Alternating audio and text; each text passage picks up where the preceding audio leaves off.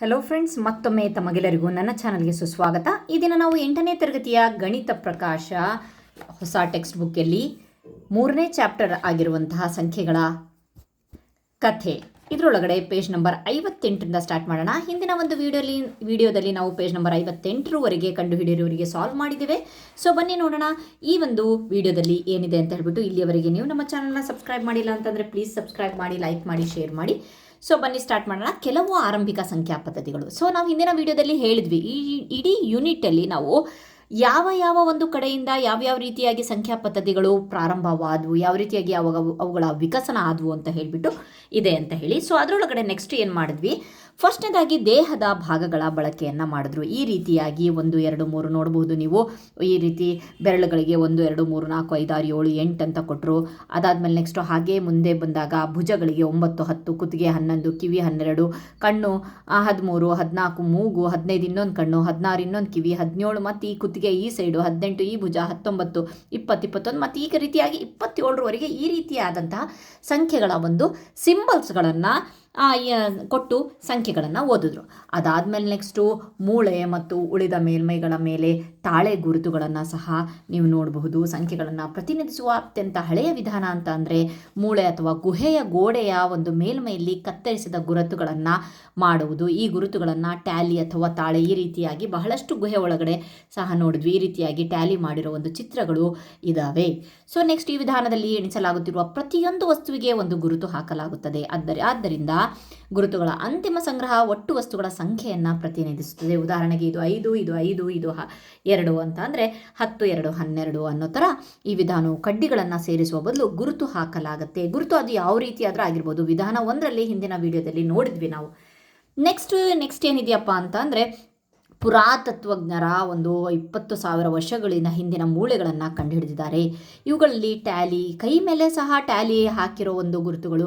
ಆ ಟ್ಯಾಲಿ ಯಾವುದೇ ಒಂದು ಮೀನಿಂಗನ್ನು ಕೊಡ್ಬೋದು. ಅಥವಾ ನಾನು ಇಷ್ಟು ಪ್ರಾಣಿಗಳನ್ನು ನಾನು ಹೊಡೆದೆ ಅಂತ ಅನ್ಬೋದು, ಅಥವಾ ನಾನು ಇಷ್ಟು ಜಾಗಗಳಿಗೆ ಹೋಗಿ ಬಂದೆ, ಇಷ್ಟು ಗುಹೆಗಳನ್ನು ವಿಸಿಟ್ ಮಾಡಿ ಬಂದೆ ಅನ್ನೋ ಲೆಕ್ಕದಲ್ಲಾದರೂ ಒಟ್ಟು ಅವರ ಒಂದು ಕೈಗಳ ಮೇಲೆ ಈ ಟ್ಯಾಲಿ ಗುರುತು ಅಥವಾ ತಾಳೆ ಗುರುತುಗಳು ಸಿಕ್ಕಿದೆ. ಓಕೆ, ನೆಕ್ಸ್ಟು ಈ ಒಂದು ಸಂಖ್ಯೆಗಳನ್ನು ಪ್ರತಿನಿಧಿಸುವ ಗುರುತುಗಳನ್ನು ಹೊಂದಿರುವ ಅತ್ಯಂತ ಹಳೆಯ ಮೂಳೆಗಳು ಇಶಾಂಗೋ ಮೂಳೆ, ಇಲ್ಲಿದೆ ನೋಡಿ ಇಶಾಂಗೋ ಮೂಳೆ ಮತ್ತು ಲೆಬೆಂಬೋ ಮೂಳೆ. 20,035 ವರ್ಷಗಳ ಹಿಂದಿನ ಕಥೆಯನ್ನು ಮಾತಾಡ್ತಾ ಇರೋದು ನಾವು. ಅದರ ಹಿಂದೆ ಇನ್ನೂ ನಾವು ಸಂಖ್ಯೆಗಳ ಪರಿಚಯ ಇರಲಿಲ್ಲ. ಈ ರೀತಿಯಾಗಿ ಕಡ್ಡಿಗಳು ಅಥವಾ ಗೆರೆಗಳ ಮೂಲಕ ಸಂಖ್ಯೆಗಳನ್ನು ಪರಿಚಯಿಸಲಾಗಿತ್ತು.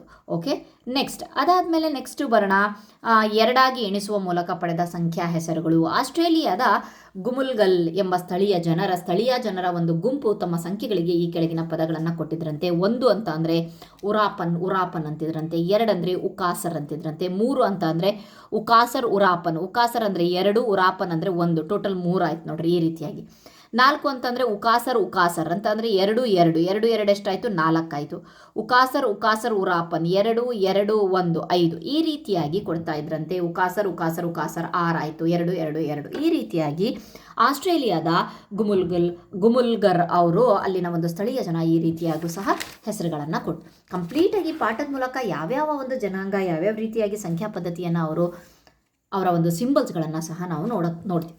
ಸೊ ಅವುಗಳ ಸಂಖ್ಯಾ ಹೆಸರುಗಳು ಹೇಗೆ ರೂಪುಗೊಳ್ಳುತ್ತದೆ ಎಂದು ನೀವು ನೋಡಬಲ್ಲಿರಾ ಅಂತ ಕೇಳ್ತಿದ್ದಾರೆ. ಯಾವ ರೀತಿಯಾಗಿ ನಾನು ಹಿಂದಿನ ಒಂದು ಇದರೊಳಗಡೆ ತೋರಿಸಿದೆ. ಏನು 3ರ ಸಂಖ್ಯಾ ಹೆಸರು 2 ಮತ್ತು 1 ಅಂತ ಹೇಳಿಬಿಟ್ಟು ಇತ್ತು ಅಲ್ಲಿ. ಉಕಾಸರ್, ಆಮೇಲೆ ನೆಕ್ಸ್ಟು ಇನ್ನೊಂದು ಹೆಸರು, ಆ ಹೆಸರನ್ನು ಸಹ ನಾವು ನೆನ್ಪಿಟ್ಕೊಳ್ಬೇಕಾಗತ್ತೆ, ಅಷ್ಟು ಕಷ್ಟ ಇದೆ. ಉರಾಪನ್, ಉಕಾಸರ್ ಅಂತ ಅಂದರೆ 2, ಉರಾಪನ್ ಅಂತ ಅಂದರೆ 1 ನೆನಪಿರಲಿ, ಯಾಕಂದರೆ ಇದು ನೆಕ್ಸ್ಟ್ ಮತ್ತೆ ಮುಂದೆ ಸಿಗುತ್ತೆ ನಮಗೆ.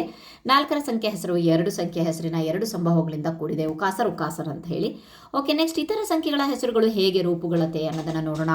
ಸಂಖ್ಯೆಗಳನ್ನು 2ರಲ್ಲಿ ಎಣಿಸಲಾಗುತ್ತೆ. ಉದಾಹರಣೆಗೆ 3 ಅಂತ ಅಂದರೆ ಉಕಾಸರ್ ಉರಾಪನ್. ಓಕೆ, 4 ಅಂದರೆ ಉಕಾಸರ್ 5 ಅಂತ ಅಂದರೆ ಉಕಾಸರ್ ಉರಾಪನ್. 6 ಅಂತ ಅಂದರೆ ಉಕಾಸರ್. ಓಕೆ, ನಾವೇ ಏನೋ ಆ ಭಾಷೆನೇ ಮಾತಾಡ್ತಿದ್ದೀವಿ ಅನ್ನೋ ಥರ ನನಗೆ ಫೀಲ್ ಆಗ್ತಾ ಇದೆ. ಗುಮುಲ್ಗರರು 6ಕ್ಕಿಂತ ದೊಡ್ಡಾದ ಯಾವುದೇ ಒಂದು ಸಂಖ್ಯೆಯನ್ನು ರಾಸ್ ಅಂತ ಹೇಳಿಬಿಟ್ಟು ಕರೆದರು ಅಂತ ಹೇಳ್ತಿದ್ದಾರೆ. ನೆಕ್ಸ್ಟ್ 6ರಿಂದ ಹೆಚ್ಚು ಆಯಿತು ಅಂತಂದರೆ ರಾಸ್. ಓಕೆ, ಈ ಸಂಖ್ಯಾ ಪದ್ಧತಿಗೆ ಸಂಬಂಧಿಸಿದಂತೆ ಒಂದು ಕುತೂಹಲಕಾರಿ ಮತ್ತು ಗೊಂದಲಮಯ ಐತಿಹಾಸಿಕ ವಿದ್ಯಮಾನನೂ ಇದೆಯಂತೆ. ಲೈಕ್ ದಕ್ಷಿಣ ಅಮೆರಿಕದ ಸ್ಥಳೀಯ ಜನರ ಗುಂಪು ಮತ್ತು ದಕ್ಷಿಣ ಆಫ್ರಿಕಾದ ಬುಷ್ಮೆನ್ಗಳ ಒಂದು ಕೆಳಗಿನ ಸಂಖ್ಯಾ ಪದ್ಧತಿಗಳನ್ನು ನೋಡಬಹುದು. ಟೋಕ್ಲೆ ಹಾಗೆ, 2 ಅಂದರೆ ಮೂರನೇದು ಹಾಗೆ ಟೋಕ್ಲೆ ಅಥವಾ ಹವಾಯಿ, 4ನೇದು ಯಾವ ರೀತಿಯಾಗಿ ಸಂಖ್ಯೆಗಳು ಇನ್ನೂ ಇಂಟ್ರೊಡ್ಯೂಸೇ ಆಗಿರಲಿಲ್ಲ ಮಕ್ಕಳ. 1, 2, 3 ಅಂತ ಎಷ್ಟು ಈಸಿಯಾಗಿ ನಾವು ಒಂದು ಭಾರತೀಯ ಸಂಖ್ಯೆಗಳನ್ನು ಹೇಳ್ತೀವಿ, ಅವಾಗೆಲ್ಲ ಇದರ ಒಂದು ಅನ್ವೇಷಣೆ ಆಗೇ ಇರಲಿಲ್ಲ. ಸೊ ಸಂಖ್ಯೆಗಳ ಬೆಳವಣಿಗೆನೇ ಇರಲಿಲ್ಲ. ಸೊ ಕಡ್ಡಿಗಳು, ಪೆಬಲ್ಸ್ ಮೂಲಕ ಅಥವಾ ಯಾವುದಾದ್ರೂ ಒಂದು ಗುರುತುಗಳು, ಪ್ರಾಣಿಗಳ ಗುರುತುಗಳ ಮೂಲಕ ಹಿಂದಿನ ವಿಡಿಯೋದಲ್ಲಿ ನೋಡಿದ್ವಿ ನಾವು. ಸೊ ಆ ರೀತಿಯಾಗಿ ಇಲ್ಲಿ ನೋಡಿ, ಇಲ್ಲಿ ಬುಷ್ಮೆನಲ್ಲಿ 1 ಅಂತ ಅಂದರೆ ಗ್ಜಾ, ಒಂದು ಟುವಾ, ಕ್ವಾ, ಟುವಾ ಚುವಾ, ಚುವಾ ಚುವಾ ಛಾ, ಟುವ ಟುವ ಟುವ ಅನ್ನೋ ಥರ ಇದಾಗಿದೆ. ಆಮೇಲೆ ನೆಕ್ಸ್ಟು ಇಲ್ಲಿ ನಾವು ಆಲ್ರೆಡಿ ನೋಡಿದ್ವಿ ಗುಮಲ್ಗರು, ರಾಪನ್ನು, ಕಾಸರು, ಈ ರೀತಿಯಾದಂಥ ಪದಗಳಿಂದ ಸಂಖ್ಯೆಗಳನ್ನು ಪ್ರತಿನಿಧಿಸ್ತಾ ಇದ್ರು. ಈ 3 ಗುಂಪುಗಳು ಬಹಳವಾಗಿ ಭೌಗೋಳಿಕವಾಗಿ ಬಹಳ ದೂರದಲ್ಲಿದೆ. ನೀವು ನೋಡ್ಬೋದು ಬಕೈರಿ, ಬುಷ್ಮೈನ್, ಗುಮಲ್ಗರ್, ಭಾರತ ಇಲ್ಲಿದೆ ನೋಡಿ ಗುಮಲ್ಗರ್. ಇಲ್ಲೂ ಸಹ ಎಷ್ಟು ದೂರ ಇದ್ರೂ ಸಹ, ಸಂಪರ್ಕದ ಕುರುಹು ಇಲ್ದಿದ್ರು ಸಹ ಸಮಾನ ಸಂಖ್ಯಾ ಪದ್ಧತಿಗಳನ್ನು ಇದು ಮಾಡಿದ್ರು. ಇಲ್ಲಿ ನೋಡ್ಬೋದು ನೀವು ಯಾವ ರೀತಿಯಾಗಿ ಸಮಾನ ಅಂತ ಅಂದರೆ, ಇಲ್ಲಿ ನೋಡಿ ಟುವಾ 2 ಸಲಿ ಅಂತ ಅಂದರೆ 4 ಅಂತ ಅಂದರೆ ಟುವಾ 2 ಅಂತ, ಟುವಾ ಅಂತ ಅಂದರೆ 2. ಅದೇ ರೀತಿ ಇಲ್ಲೂ ಸಹ ಉಕಾಸರ್ ಅಂತ ಅಂದರೆ 2 ಡಬಲ್ ಸಲಿ ಹೇಳಿದ್ದಾರೆ, ಉಕಾಸರು ಅಲ್ವಾ. ಸೊ ಹಾಗೆ ರಿಪೀಟ್ ಆಗಿರುವಂಥದ್ದು ಬಹಳ ಭೌಗೋಳಿಕವಾಗಿ ಬಹಳ ದೂರ ಇದ್ದರೂ ಸಹ ಎಷ್ಟೊಂದು ಸಿಮಿಲಾರಿಟೀಸಲ್ಲಿ ಆ ಒಂದು ನಮ್ಮ ಪೂರ್ವಜರು ಎಷ್ಟೊಂದು ಜ್ಞಾನವನ್ನು ಹೊಂದಿದ್ರು ನೋಡ್ರಿ. ಸೊ ನೆಕ್ಸ್ಟು ಅದ್ರ ಬಗ್ಗೆನೇ ಇಲ್ಲಿ ಯಾವ ರೀತಿಯಾಗಿ ಬಂದಿದೆ ಅಂತ ಹೇಳಿಬಿಟ್ಟು ಅದರ ಬಗ್ಗೆನೇ ಹೇಳಿದ್ದಾರೆ. ಸೊ ನೆಕ್ಸ್ಟ್ ನೋಡೋಣ. 2, 5, 10 ಮತ್ತು 20 ಆಗಿದೆ ಬೇರೆದು. ಹಾಗೆ ರೋಮನ್ ವ್ಯವಸ್ಥೆಯಲ್ಲಿ 5ರಲ್ಲಿ ಎಣಿಸುವ ಕಲ್ಪನೆಯನ್ನು ನಾವು ಕಾಣಬಹುದು. ಕೋಷ್ಟಕ 1ರಲ್ಲಿ ನಾವು ಆಲ್ರೆಡಿ 20ರವರೆಗೆ ನಾವು ಅಲ್ಲಿ ಬರೆದಿದ್ದೇವೆ. ಸೊ ಜನರು ಈ ಕಲ್ಪನೆಗೆ ತಲುಪಲು ಕಾರಣವಾಗಬಹುದಾದ ಒಂದು ಘಟನೆ ಅಂತ ಅಂದರೆ, ಒಂದು ಸಂಗ್ರಹದ ಗಾತ್ರವನ್ನು ತಕ್ಷಣವೇ ಒಂದು ನೋಟದಲ್ಲಿ ತಿಳಿಯುವ ಮಾನವನ ಮಿತಿಯಾಗಿರಬಹುದು. ನಾವು ಕೆಳಗಿನ ಚಟುವಟಿಕೆಗಳನ್ನು ಇದು ಎಷ್ಟು ನಂಬರ್ಸ್ಗಳಿಗೆ ಮಾಡೋಕ್ಕಾಗತ್ತೆ? ಹೆಚ್ಚು ಅಂತಂದರೆ 20, 50 ಎಷ್ಟು ಸಲ ಅಂತ ಉಕಾಸರು ರಾಪನ್ 2 ಪದಗಳನ್ನು ರಿಪೀಟ್ ಮಾಡಿಕೊಂಡು ಇಷ್ಟು ದೊಡ್ಡ ಸಂಖ್ಯೆಗಳನ್ನು ನಾವು ಮೆನ್ಷನ್ ಮಾಡೋಕ್ಕೆ ಆಗೋದಿಲ್ಲ ಅಲ್ವಾ. ಸೊ ಬನ್ನಿ ನೋಡೋಣ. ನೆಕ್ಸ್ಟು ಕೆಳಗಿನ ಪ್ರತಿಯೊಂದು ಪೆಟ್ಟಿಗೆಯಲ್ಲಿರುವ ವಸ್ತುಗಳನ್ನು ಹಾಗೆ ಡೈರೆಕ್ಟಾಗಿ ಬೇಗ ಹೇಳ್ಬೋದು, ಕ್ವಿಕ್ಲಿ ಹೇಳ್ಬೋದು, ತ್ವರಿತವಾಗಿ ಹೇಳ್ಬೋದು. ಇಲ್ಲಿ 2 ಇದೆ, ಇದನ್ನು ಎಣಿಸ್ಬೋದು. ಇದು 4 ಇದೆ, ಇದನ್ನು ಸಹ ಎಣಿಸ್ಬೋದು, ಇದನ್ನು ಎಣಿಸ್ಬೋದು ಅಲ್ವಾ. ಸೊ ನೆಕ್ಸ್ಟು ಇದು ಸಹ ಸ್ವಲ್ಪ ಲೇಟ್ ಆದರೂ ಆಗಬಹುದು, ದ್ರಾಕ್ಷಿಯ ಗೊಂಚಲನ್ನು, ಬಟ್ ಆದರೂ ಇದನ್ನು ಸಹ ಎಣಿಸ್ಬೋದು ಅಂತ ಎಣಿಸದೆ ನೀವು ತಕ್ಷಣ ಗುಂಪಿನ ಗಾತ್ರ ಎಷ್ಟು ಅಂತ ಹೇಳಿಬಿಟ್ಟು ಸಂಖ್ಯೆಗಳನ್ನು ನೋಡಿಬಿಟ್ಟೆ ಹೇಳಬಹುದು ಅಲ್ವಾ. ಹೆಚ್ಚಿನ ಜನರಿಗೆ ಒಂದೇ ನೋಟದಲ್ಲಿ 5 ಅಥವಾ ಹೆಚ್ಚಿನ ವಸ್ತುಗಳನ್ನು ಹೊಂದಿರೋ ಗುಂಪುಗಳನ್ನು ಎಣಿಸಲು ಕಷ್ಟ ಆಗುತ್ತೆ. ಬಹಳಷ್ಟು ಜನರಿಗೆ ಜಾಸ್ತಿ ಸಡನ್ನಾಗಿ ಇಂಥವು ಕೊಟ್ಬಿಟ್ರೆ ತಡೀರಿ ಒಂದೇ ಸರಿ ನೋಡೋಕ್ಕಾಗಲ್ಲ, ಎಣಿಸೋಣಂತೆ, ಇದನ್ನು ಸಹ ತಡೀರಿ ಒಂದು ಸ್ವಲ್ಪ ಎಣಿಸೋಣಂತೆ ಅಂತ ಹೇಳಿಬಿಟ್ಟು ಹೇಳ್ತೀವಿ. ಇದೇ ರೀತಿ ಗ್ರಹಿಕೆಯ ಮಿತಿ ಕೋಷ್ಟಕ 1ರಲ್ಲಿ ತೋರಿಸುವಂತೆ ಈ ಪದ್ಧತಿಯಲ್ಲಿ ಕಂಡುಬರುವಂತೆ ಟ್ಯಾಲಿ ಮಾರ್ಕ್ಸ್ ಬಳಸುವ ಜನರು 5 ಅಂಕಗಳ ಪ್ರತಿಯೊಂದು ಗುಂಪನ್ನು ಹೊಸ ಚಿಹ್ನೆಯಿಂದ ಮಾಡಿದ್ರು. ಫಾರ್ ಎಕ್ಸಾಂಪಲ್ 1, 2, 3, 4 ಅಂತ ಅಂದರೆ 5. ಸೊ ಎಷ್ಟು ಅಂತ ಹೇಳ್ಬಿಟ್ಟು ಲೈನ್ಸ್ ಹಾಕಕ್ಕೆ ಆಗುತ್ತೆ. ಹಾಗಾಗಿಬಿಟ್ಟು 5ರ ಒಂದು ಗುಂಪುಗಳನ್ನು ಮಾಡಿದ್ರು. ನೆಕ್ಸ್ಟ್, ಒಂದೇ ಗಾತ್ರದ ಗುಂಪುಗಳಲ್ಲಿ ಮಾತ್ರ ಎಣಿಸುವ ಸಂಖ್ಯಾ ಪದ್ಧತಿಯನ್ನು ಬಳಸುವಲ್ಲಿ ಯಾವ ತೊಂದರೆಗಳಿರಬಹುದು? ಒಂದೇ ಗಾತ್ರದ ಗುಂಪುಗಳು ಕೇವಲ 5ಅನ್ನು ಮಾತ್ರ ಬಳಸಿಕೊಂಡು ಎಣಿಸುವ ವ್ಯವಸ್ಥೆಯಲ್ಲಿ 1, 3, 4, 5 ನಂತಹ ಸಂಖ್ಯೆಯನ್ನು ನೀವು ಹೇಗೆ ಪ್ರತಿನಿಧಿಸ್ತೀರಾ? ದೊಡ್ಡ ಸಂಖ್ಯೆಗಳನ್ನು 1345 ದೊಡ್ಡ ಸಂಖ್ಯೆಗಳನ್ನು ನಾವು ಟ್ಯಾಲಿ ವ್ಯವಸ್ಥೆಯಲ್ಲಿ ಅಂತ ಅಂದರೆ ಈ ರೀತಿಯಾಗಿ ಗೆರೆ ಹಾಕಿ ಮಾಡ್ತೀವಲ್ಲ, ಟ್ಯಾಲಿ ವ್ಯವಸ್ಥೆಯಲ್ಲಿ ಮಾಡೋದು ಸ್ವಲ್ಪ ಕಷ್ಟಕರ ಆಗುತ್ತೆ ಅಥವಾ ತೊಡಕ ಆಗಬಹುದು ಅಂತ ಹೇಳಿಬಿಟ್ಟು ಕೊಟ್ಟಿದೆ. ನೆಕ್ಸ್ಟ್ ಬರೋಣ. ನೆಕ್ಸ್ಟ್ ಕಾನ್ಸೆಪ್ಟ್ ಅದುವೇ ರೋಮನ್ ಸಂಖ್ಯೆಗಳು. ಓಕೆ, ಬನ್ನಿ ರೋಮನ್ ಸಂಖ್ಯೆಗಳನ್ನು ನೋಡೋಣ. ಸೊ ಇಲ್ಲೇನು ಕೊಟ್ಟಿದ್ದಾರೆ, ನಾವು ಈಗಾಗಲೇ 20ರವರೆಗೆ ಕೋಷ್ಟಕ 1ರಲ್ಲಿ ನಾವು ನೋಡಿದ್ವಿ ಅಲ್ವಾ. ಸೊ ಇಲ್ಲಿ ಅದನ್ನೇ ಕೊಟ್ಟಿದ್ದಾರೆ ಯಾವ ರೀತಿಯಾಗಿ. ಹಾಗಾದರೆ 20 ಆದಮೇಲೆ ನೆಕ್ಸ್ಟ್ ಏನು ಬಂತು? 27 ಬಂತು. 27ಅನ್ನು ನಾವು ಏನು ಮಾಡೋಣ ಅಂತ ಅಂದರೆ ಕಂಪ್ಲೀಟಾಗಿ ಡಿವೈಡ್ ಮಾಡೋಣ. ಇದರೊಳಗಡೆ ಎಷ್ಟಿದೆ 27 ಅಂತ ಅಂದರೆ 10 ಇದೆ, ಇನ್ನೊಂದು 10 ಇದೆ, ಆಮೇಲೆ ನೆಕ್ಸ್ಟು 7 ಇದೆ, ಅಲ್ಲ 5 ಇದೆ. ನೆಕ್ಸ್ಟ್ ಅದಾದಮೇಲೆ ನೆಕ್ಸ್ಟ್ 1 ಯಾಕಂತಂದರೆ ನಮಗೆ 20ರವರೆಗೆ ಇಷ್ಟೇ ನಾಲೆಡ್ಜ್ ಇರೋದು. 10ಕ್ಕೆ ಏನಂತೀವಿ? ಎಕ್ಸು, 5ಕ್ಕೆ ವಿ, ನೆಕ್ಸ್ಟು ಇನ್ನು 2 ಐ. Okay fine. ಈ ರೀತಿಯಾಗಿ ನಾವು 27 ಅಂತ ಬರೆದ್ವಿ. ಹಾಗಾದರೆ 27 ಅಂತ ಬರೆದ್ರಲ್ಲ, ಹಾಗಾದರೆ ನೆಕ್ಸ್ಟ್ ನಂಬರ್ಸ್ಗಳನ್ನು ಬರಿಬೇಕಾದ್ರೆ ಇಷ್ಟೇ ಗೊತ್ತಿರೋದಲ್ಲ, ನೆಕ್ಸ್ಟ್ ನಂಬರು ಸಹ ಇಲ್ಲಿ ಕೋಷ್ಟಕವನ್ನು ಕೊಟ್ಟಿದ್ದಾರೆ. ಸೊ ಕೋಷ್ಟಕವನ್ನು ನೋಡೋಕ್ಕಿಂತ ಮುಂಚೆ ನಾನಿಲ್ಲೊಂದನ್ನು ತೋರಿಸ್ತೀನಿ. ಇಲ್ಲಿ ನೋಡಿ. ಸೊ ನಾವು ಫಸ್ಟಿಗೆ 1, 2, 3, 4 ಅಂತ ಬರೆದ್ಬಿಟ್ವಿ. ನಾನು ಮುಂಚೆನೇ ಹೇಳಿದ್ದೆ ಹಿಂದಿನ ವಿಡಿಯೋದಲ್ಲಿ, ಯಾವ ರೋಮನ್ ಸಂಖ್ಯೆಯಲ್ಲಿ 3ಕ್ಕಿಂತ ಹೆಚ್ಚು ಎಣಿಕೆ ಇರೋದಿಲ್ಲ. 3 ಅಂತ 4ಅನ್ನು ಈ ರೀತಿಯಾಗಿ ನಾವು ಮಾಡೋ ಹಾಗಿಲ್ಲ. 3ಗಷ್ಟೇ ಅದು ಸೀಮಿತ, ಯಾವುದೇ ಆಗಿರ್ಬೋದು. ಉದಾಹರಣೆಗೆ 30 ಅಂತ ಅಂದರೆ 1, 2, 3, 40 ಅಂತ ಅಂದರೆ ಇನ್ನೊಂದು ಎಕ್ಸ್ ಬರಲ್ಲ. ಓಕೆ, ನೆನಪಿರಲಿ. ಆಮೇಲೆ ಇದು ಒಂದು ರೂಲ್ ಆಗಿದೆ.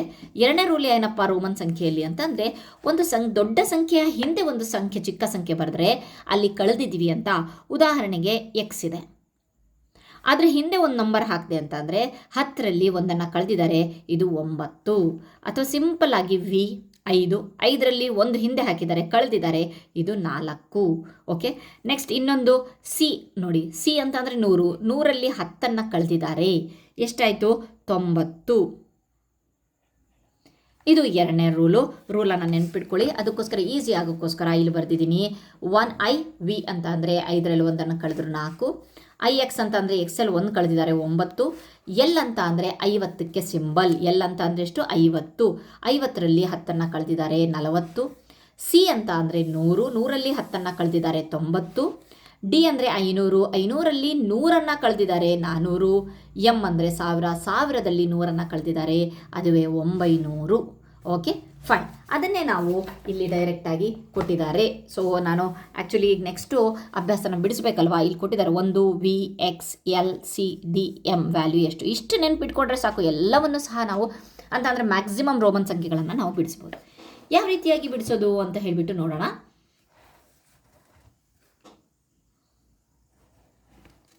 ಸೊ ಈ ಚಿಹ್ನೆಗಳನ್ನು ಬಳಸಿಬಿಟ್ಟು 2367 ಯಾವ ರೀತಿಯಾಗಿ ಬರೆಯೋದು ಅಂತಂದರೆ ಇಲ್ಲಿ ನಾನು ಬರೀತೀನಿ ನೋಡಿ.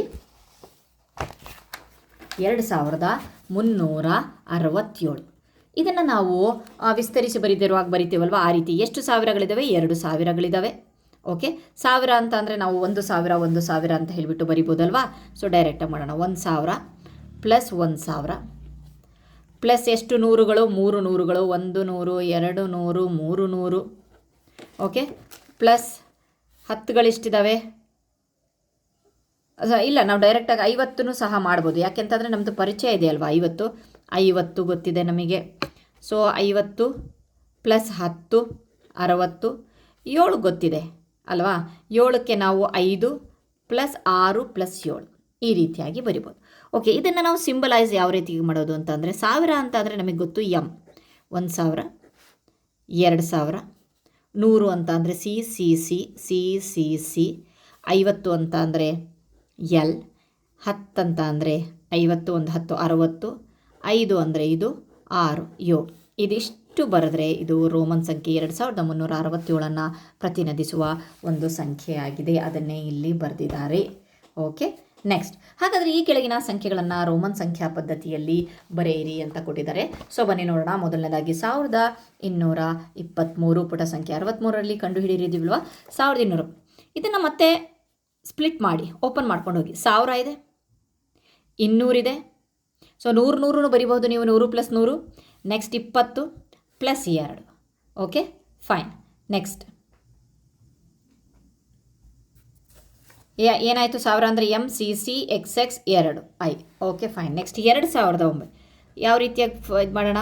1000, 1000. ಸೊ ಡೈರೆಕ್ಟಾಗಿ 900 ನಾವು ಆ್ಯಕ್ಚುಲಿ ಈಗ ನಾನು ಈಗಷ್ಟೇ ಹೇಳಿದೆ 900 ಅಂತ ಅಂದರೆ ಯಾವ ಸಿಂಬಲ್ ಬರುತ್ತೆ ಅಂತ ಹೇಳಿ. ಸೊ 900ನ್ನು ಬರೆಯೋಣ. 90 ಸಹ ಹೇಳಿದೆ, ನೆಕ್ಸ್ಟ್ 9 ಸಹ ಹೇಳಿದೆ. 1000 ಅಂದರೆ ಎಷ್ಟು? ಎಮ್. ಇನ್ನೊಂದು 1000 ಅಂತ ಅಂದರೆ ಎಷ್ಟು? ಓಕೆ, ಇನ್ನೂ ಸಿಂಪಲ್ಲಾಗಿ ಇನ್ನೂ ನಿಮಗೆ ಬಿಡಿಸಿ ಹೇಳಬೇಕು ಅಂತಂದರೆ ಈ 1000 ಹಾಗೆ ಬರಿತೀನಿ, ಈ 1000ನೂ ಹಾಗೆ ಬರಿತೀನಿ. 900 ಅಂತ ಅಂದರೆ 1000 ಮೈನಸ್ 100 ಅಲ್ವಾ. ಸೊ 90 ಅಂತ ಅಂದರೆ 100 ಮೈನಸ್ 10 ಅಲ್ವಾ. ಪ್ಲಸ್ 9 ಅಂತ ಅಂದರೆ ಡೈರೆಕ್ಟಾಗಿ ನಾವು ಆಲ್ರೆಡಿ 9ನ್ನು ಕಲ್ತಿದ್ವಿ, 9.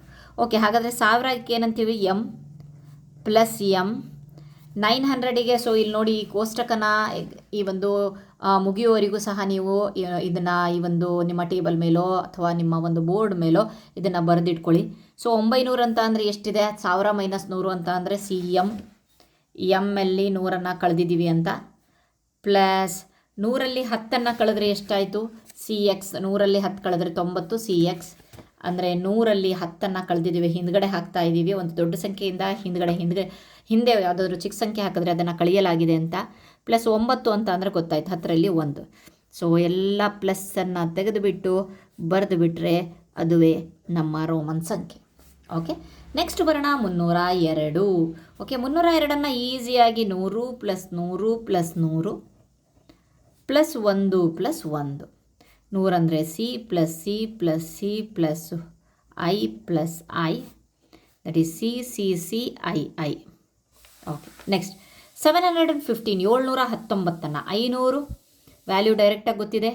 100 ಪ್ಲಸ್ 100 700 ಆಯಿತು. 10 ಪ್ಲಸ್ 5 ಓಕೆ ಫೈನ್. ನೆಕ್ಸ್ಟ್ 500 ಅಂತ ಅಂದರೆ ಎಷ್ಟು? ಡಿ. 100 ಅಂದರೆ ಸಿ ಪ್ಲಸ್ ಸಿ. 10 ಅಂತ ಅಂದರೆ ಎಕ್ಸ್ ಪ್ಲಸ್ ವಿ ಅಂದರೆ D C C X V. Okay 715. Okay fine. ಇಲ್ಲಿನ ಒಂದು 4 ಸಹ ನಾವು ಉದಾಹರಣೆಗಳನ್ನು ನೋಡಿದ್ವಿ.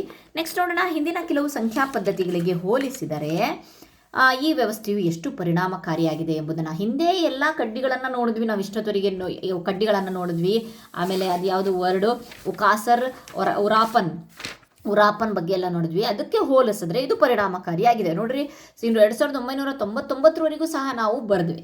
ಈ ಪದ್ಧತಿಯು ಸುಮಾರು 8ನೇ ಶತಮಾನ BCಯಲ್ಲಿ ರೋಮ್ನಲ್ಲಿ ಪ್ರಾಚೀನ ಗ್ರೀಕ್ ಸಂಖ್ಯಾ ಪದ್ಧತಿಯಿಂದ ವಿಕಸನಗೊಂಡು ಕಾಲಾನಂತರದಲ್ಲಿ ಅಭಿವೃದ್ಧಿ ಹೊಂದಿದೆ. ರೋಮನ್ ಸಾಮ್ರಾಜ್ಯದ ವಿಸ್ತರಣೆಯೊಂದಿಗೆ ಇದು ಯುರೋಪಿನಾದ್ಯಂತ, ಯುರೋಪ್ನಲ್ಲೆಲ್ಲ ಇದನ್ನೇ ಬಳಸ್ತಿದ್ದಿದ್ದು. ರೋಮನ್ ಪದ್ಧತಿಯ ಸಾಪೇಕ್ಷ ದಕ್ಷತೆಯ ಹೊರತಾಗಿಯೂ ಇದು ಅಂಕಗಣಿತದ ಲೆಕ್ಕಾಚಾರಗಳಿಗೆ ಅನುವು ಮಾಡಿಕೊಡುವುದಿಲ್ಲ. ಅದರಲ್ಲೂ ವಿಶೇಷವಾಗಿ ಗುಣಾಕಾರ ಮತ್ತು ಭಾಗಾಕಾರ ಮಾಡಲು ಸುಲಭ ಸಾಧ್ಯವಿಲ್ಲ. ಅಡಿಷನು ಸಬ್ಸ್ಟ್ರಾಕ್ಷನ್ ಕೂಡೋದು ಕಳೆಯೋದು ಒಂದು ವೇಳೆ ಮಾಡಿದ್ರೂ ಸಹ ಗುಣಾಕಾರ ಮತ್ತು ಭಾಗಾಕಾರ ಮಾಡಲು ಸುಲಭ ಸಾಧ್ಯನೇ ಇಲ್ಲ ಅಂತ ಹೇಳಿಬಿಟ್ಟು ಅದೊಂದೇ ಇದರದ್ದು ಮಿತಿ ರೋಮನ್ ಸಂಖ್ಯೆದು. ಇಲ್ಲಿ ಫಾರ್ ಎಕ್ಸಾಂಪಲ್ ಈ ಕೆಳಗಿನ ಸಂಖ್ಯೆಗಳನ್ನು ಹಿಂದೂ ಅಂಕಿಗಳಾಗಿ ಪರಿವರ್ತಿಸದೆ ಸೇರಿಸಲು ಆರಂಭಿಸಿ. ಹಿಂದೂ ಅಂಕಿಗಳಾಗಿ ಪರಿವರ್ತಿಸಬಾರ್ದಂತೆ. ಓಕೆ, ಈಗ ಉದಾಹರಣೆಗೆ 232 ಬರುತ್ತಲ್ವ, ಅದು ಆ ರೀತಿಯಾಗಿ ಪರಿವರ್ತಿಸಬಾರ್ದಂತೆ, ಹಾಗೆ ಮಾಡಬೇಕಂತೆ. ಸೊ ಯಾವ ರೀತಿಯಾಗಿ ಮಾಡೋದು ಅಂತ ಹೇಳಿಬಿಟ್ಟು ಇಲ್ಲಿ ಕೊಟ್ಟಿದ್ದಾನೆ ನೋಡೋಣ. ಸೊ ಇಲ್ಲೇ ಬರೆದು ಬಿಡ್ತೀನಿ ನಾನು. ಸೊ ಇದೇ ನಂಬರನ್ನ ಆ್ಯಡ್ ಮಾಡೋಣಂತೆ. CC XX 11. ಓಕೆ, ಕೆಳಗಡೆ CC X 111 ಈ ರೀತಿಯಾಗಿದೆ. ಇದನ್ನು ಯಾವ ರೀತಿಯಾಗಿ ಆ್ಯಡ್ ಮಾಡೋದು ಅಂತ ಹೇಳ್ಬಿಟ್ಟು ನೋಡೋಣ. ಇದೆಲ್ಲ ಸೇಮ್ ಇದೆಯಲ್ವಾ? ಸೊ ಎಷ್ಟಾಯಿತು? 100 200 300 400 500 600. 600 ಅಂತ ಅಂದರೆ ಎಷ್ಟಾಯಿತು? 500 ಅಂತ ಅಂದರೆ ಡಿ, 600 ಅಂತ ಅಂದರೆ ಡಿ ಸಿ. ಓಕೆ, ನೆಕ್ಸ್ಟ್ ಇದನ್ನು ಕೊಡ್ಕೋಣ. ಸೇಮ್ ಇರೋವಷ್ಟು ಎಷ್ಟಾಯಿತು? 10 20 30 40. 40ನ್ನು ಯಾವ ರೀತಿಯಾಗಿ ಬರಿತೀವಿ? LXL. 50ರಲ್ಲಿ 10ನ್ನು ಕಳೆದಿದ್ದೇವೆ. ಇನ್ನು ನೆಕ್ಸ್ಟ್ ಇದನ್ನು ಕೂಡಿಸೋಣ. 3 2 5. ಓಕೆ, ಈಸಿ ಇದೆಯಲ್ಲ ಅಂತ ಹೇಳ್ಬೋದು ಅಲ್ವಾ ನೀವು. ಸೊ ಇದೆಲ್ಲ ಚಿಕ್ಕ ನಂಬರ್ಸ್ಗಳಿದ್ರೆ ಓಕೆ ಫೈನ್. ನೆಕ್ಸ್ಟ್ ಅದನ್ನೇ ಇಲ್ಲಿ ಮಾಡಿ ತೋರಿಸಿದ್ದಾರೆ. Okay fine. ನೆಕ್ಸ್ಟ್ ಈಗ ನೀವು ಮಾಡಿ ಅಂತ ಹೇಳಿಬಿಟ್ಟು ಒಂದು ಕೊಟ್ಟಿದ್ದಾರೆ, ಇಲ್ಲಿ ಒಂದು ಕೊಟ್ಟಿದ್ದಾರೆ ನೀವು ಮಾಡಿ ಅಂತ ಹೇಳಿಬಿಟ್ಟು. ಸೊ ನೋಡೋಣ ಏನಂತ ಕೊಟ್ಟಿದ್ದಾನೆ. LXXX VII plus LXX VIII. Okay, 3 ಸಲ ಬಂದಿದೆ. ಓಕೆ ಮಾಡೋಣ. ಸ್ವಲ್ಪ ದೂರ ಕ್ಲೀನಾಗಿ ಬರ್ಕೊಳ್ಳಿ. ಅದ್ರ ಕೆಳಗಡೆ ಇದನ್ನು ಬರ್ಕೊಳ್ಳಿ. ಓಕೆ, ಈಗ ನಾವು ಮಾಡೋಣ. LL ಅಂತಂದರೆ 50 50 100. 100ಗೆ ನಮ್ಮ ಹತ್ರ ಸಿಂಬಲ್ ಇದೆ, ಅದು ಸಿ. ಡಬಲ್ ಎಲ್ ಬರೆಯೋ ಅವಶ್ಯಕತೆ ಇಲ್ಲ, ಸಿ ನಮಗೆ ಸಿಂಬಲ್ ಇದೆ. Okay, next 10 20 30 40 50. 50ಕ್ಕೂ ಸಹ ಸಿಂಬಲ್ ಇದೆ. ನೆಕ್ಸ್ಟ್ VV ಅಂತ ಅಂದರೆ ಎಷ್ಟು? 5 5 10. 10ಕ್ಕೆ ಸಿಂಬಲ್ ಇದೆ. 1 2 3 4 5. 5ಕ್ಕೆ ಸಿಂಬಲ್ ಇದೆ. ಸೊ ನಮ್ಮ ಆನ್ಸರ್ CLXV. Okay fine. ಎಷ್ಟು ಈಸಿಯಾಗಿ ಮಾಡಿದ್ವಿ. ಓಕೆ, ನೆಕ್ಸ್ಟ್ ರೋಮನ್ ಅಂಕಿಗಳಲ್ಲಿ ನೀಡಲಾದ 2 ಸಂಖ್ಯೆಗಳನ್ನು ಹಿಂದೂ ಅಂಕಿಗಳಾಗಿ ಪರಿವರ್ತಿಸದೆ. ಸೊ ಇದು ಮಾಡೋದು ನೆಕ್ಸ್ಟ್ ವೀಡಿಯೋದಲ್ಲಿ ಕಂಟಿನ್ಯೂ ಮಾಡ್ತೀನಿ ಫ್ರೆಂಡ್ಸ್. ಸಾರಿ, ಯಾಕೆಂತಂದರೆ ಆಲ್ರೆಡಿ ವಿಡಿಯೋ ಲೆಂದಿ ಆಗಿದೆ. ಸೊ ಇಲ್ಲಿಗೆ ಸ್ಟಾಪ್ ಮಾಡೋಣ. ನೆಕ್ಸ್ಟ್ ವೀಡಿಯೋದಲ್ಲಿ ನಾನು ಇದನ್ನು ಕಂಪ್ಲೀಟ್ ಮಾಡ್ತೀನಿ. Thank you friends.